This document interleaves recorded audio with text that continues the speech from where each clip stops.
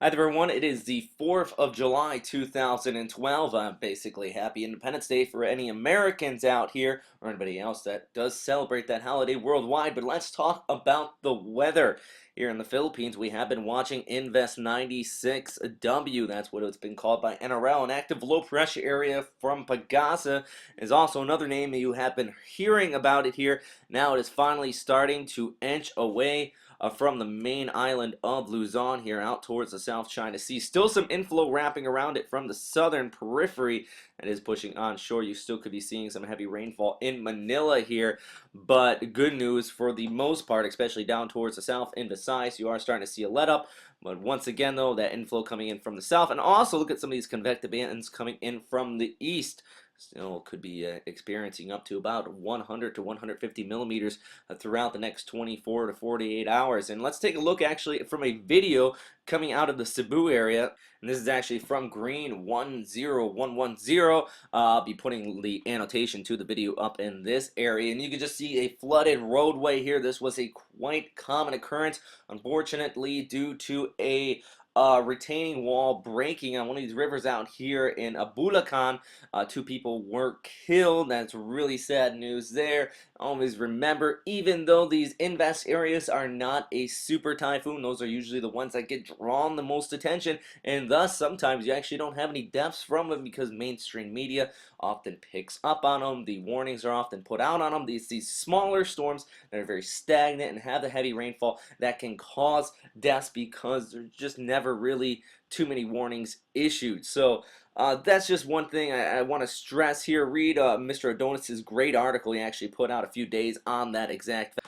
But now that the storm's moving away back into some warmer waters, vertical wind shear in this area is actually relatively relaxed as well. Take a look at this, about 5 to 10 knots over top of it, out ahead of it as well. And sea surface temperatures upwards of about 29 to 30 degrees. And then you have that good inflow, and once again coming in from the south, wrapping around that storm center. Unfortunately, that's what's also bringing some heavy rainfall out here towards the western periphery and also in from the east. But it also is strengthening the storm, unfortunately, too. Therefore, the Joint Typhoon Warning Center out of Pearl Harbor has gone ahead and issued their second tropical cyclone formation alert on this area. If you remember, just off the screen here, off towards the east in this region, there was this TCFA issued on the system over the weekend, or actually last week.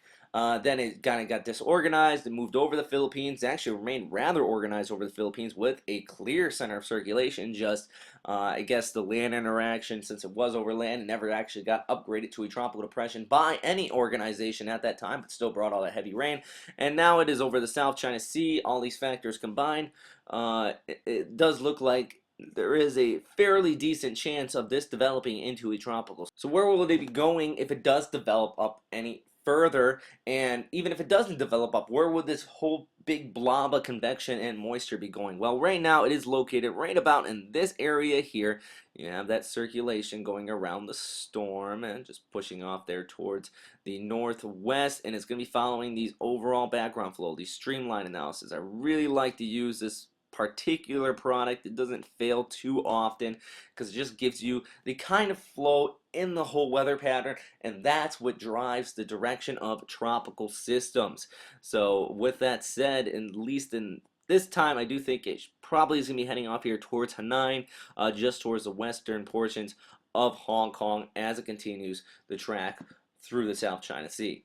But it's going to be moving at a snail's pace, at least according to some of the model outlooks. This is actually the 72-hour rainfall accumulation from the GFS model, and you can see that most of this moisture just really stays off the west coast of Luzon here, slowly working its way off towards the northeast. Also, take a look at this off towards the north. You have that rainy season boundary extending across Korea into Japan. I want to get on that because Kyushu yesterday saw some deaths due to widespread damaging flooding. I know we don't talk about up here too much because it's kind of out of the tropics. Not many people like to hear about the weather outside the tropics, but very, very dangerous situations currently occurring in Kyushu. Yet more rainfall is going to be expected here. You can see going through the next 72 hours, you can see up to about 100 millimeters. And therefore, the Japan meteor agency has issued these warnings down here. These are flood warnings and also heavy rainfall, ground loosening heavy rainfall warnings across western and northern Kyushu, where you saw these widespread floodings, rivers rising.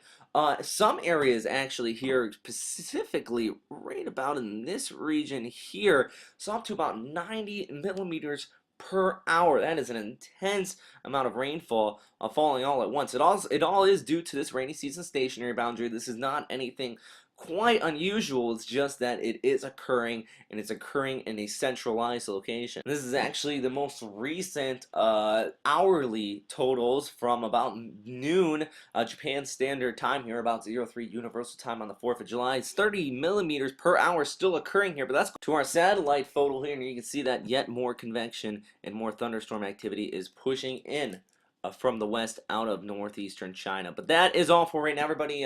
Thanks again for watching here at westernpacificweather.com. If you have any questions, comments, or suggestions, please post them in the comment box below. I know a lot going on here today, not only here with 96W, we also didn't really talk too much about this area and another area off there towards Guam. Lots and lots going on, so please check our website at Western Pacific Weather. Plenty of updates throughout the day. You also have our daily surface analysis that really kind of gives you a quick throwdown of everything that's happening out here in the Western Pacific as well. So thanks again for watching, though, and please stay safe out there. Have a great day.